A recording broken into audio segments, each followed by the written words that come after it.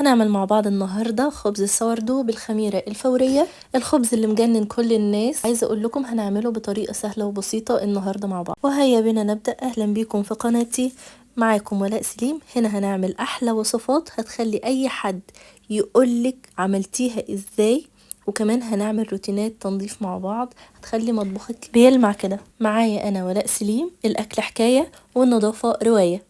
حلوة من بعد العيد ورمضان بقى، خلينا نبدأ حياة جديدة بوصفات جديدة. يلا نبدأ مع بعض الفيديو. بس يا ريت قبل ما نبدأ الفيديو نحط لايك للفيديو، ولو أول مرة تشوفوني ما تنسيش تعملوا لايك وسبسكرايب. في البولة بتاعتنا هننزل بمعلقة كبيرة من الخميرة الفورية، ولازم ان احنا نختبر الخميرة الاول قبل ما نشتغل في اي معجنات. لازم ان احنا نختبر الخميرة دي. الخميرة الطبيعية هنزل لكم الفيديو بتاعها الشورتس. نزلنا بكوباية من المية الدافية على الخميرة، ونزلنا بمعلقة من السكر، وهنقلبهم كويس جدا وهنسيبهم 10 دقايق كده علشان نختبر الخميرة بتاعتنا. وزي ما انتم شايفين كده الخميرة بتاعتنا عملت بابلز على الوش كده. واخدنا شوية من الخميرة الطبيعية ونزلنا بيهم، وهننزل بنص كيلو من الدقيق. دي متعدد الاستخدامات، بس لازم تكون نسبة البروتين فيه عالية. يعني المفروض علشان تعملي سوردو لازم تحطي دقيق تكون نسبة البروتين فيه مثلا من 10 جرام أظن. ونزلنا بمعلقة صغيرة من الملح، وهنعجن كويس جدا كده. لازم العجينة تكون معانا لينة خالص وتكون بتلزق. هنفضل نزود مية لحد ما العجينة تلم معانا، وكل الدقيق اللي معانا لازم يكون مبلول. ونلم العجينة خالص كده وهنسيبها ان هي ترتاح نص ساعة. الخميرة حلاوة السوردو اللي بيتعمل بالخميرة الفورية ان هو هنعمله كله في يوم واحد، انما بالخميرة الطبيعية بياخد يومين او 3. هنا بعد ما سبناها نص ساعة، دي اول نص ساعة احنا هنعملهم على 4 مرات. اول نص ساعة زي ما انتم شايفين كده العجينة بدأت ان هي تاخد عرق معانا وتمط كده زي ما انتم شايفين. لازم ان احنا نكرر العملية دي 4 مرات، وما بين كل مرة ومرة نص ساعة. شايفين العجينة جميلة جدا وسهلة جدا. وعايزة اقول لكم ان الخبز ده سهل جدا جدا في عمايله، يعني مش مرهق خالص. يعني هو انتي شغالة في العجينة وبتسيبيها وتروحي تعملي اي حاجة تانية في شقتك وترجعي تكملي تاني الوصفة. يعني مش مرهق خالص. وهنغطيها وهنسيبها بقى نص ساعة ترتاح. تعالوا بقى اوريكم الخميرة الطبيعية ده تالت يوم خطيرة. ده بعد اول نص ساعة سيبناها ترتاح. وتعالوا هنكرر نفس العملية تاني. لازم تكون جنبك مية، ما ينفعش ان انت تمسكيها وايديكي يابسة عشان ما هتلزق فيها. زي ما انتم شايفين يعني الحتة اللي ما فيش فيها مية العجينة بتلزق فيها. شايفين بقى المطة بتاعت العجينة كل ما بتتساب ترتاح مطتها بتبقى اكتر ازاي. شايفين المطة خطيرة بجد. وده بيدخل هوا جوه العجينة يخلوها فلافي كده وهشة، علشان ان هي تبقى عاملة فقاقيع كده من جوه. وهنسيبها ترتاح برضو، وهنكرر العملية تالت ورابع مرة. هنعمل برضو نفس اللي احنا شفناه ده.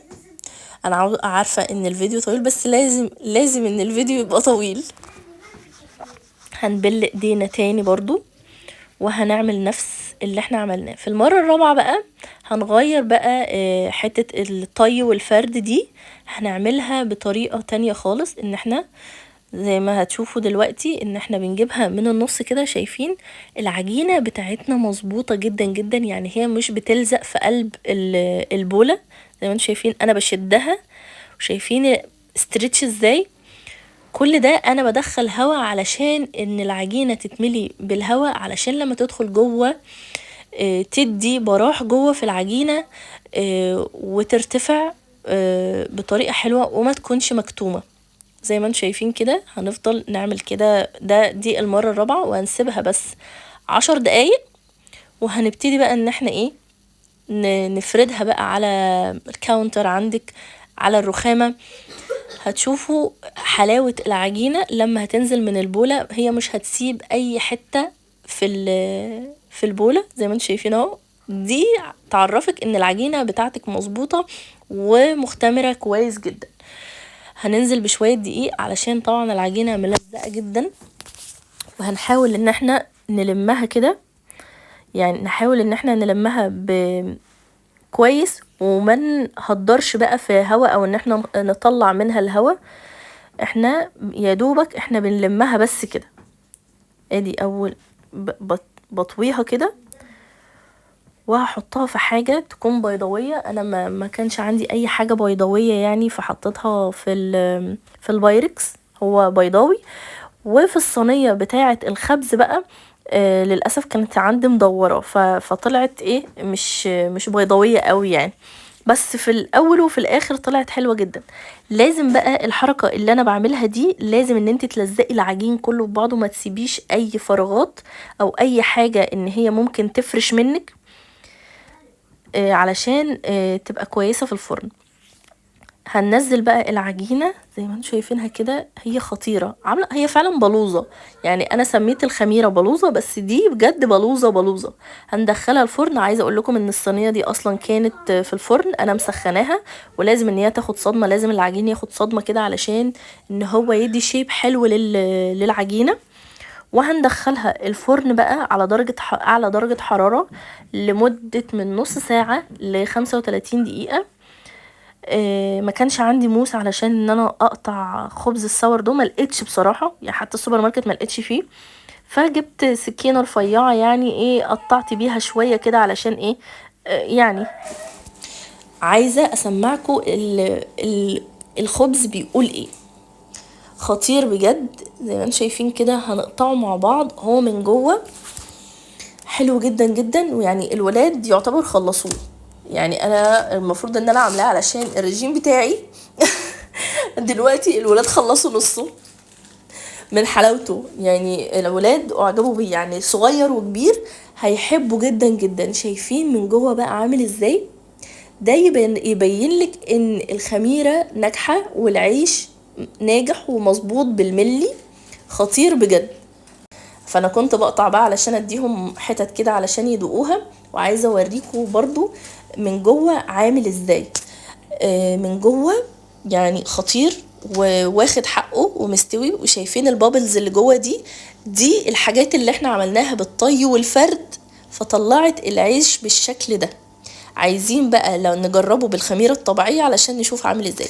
ولغاية هنا يكون الفيديو بتاعنا خلص. ما تنسوش تعملوا لايك للفيديو، وان شاء الله تجربوا الوصفة وتعجبكم. ومع ولاء سليم، الاكل حكاية والتنظيف رواية. باي باي.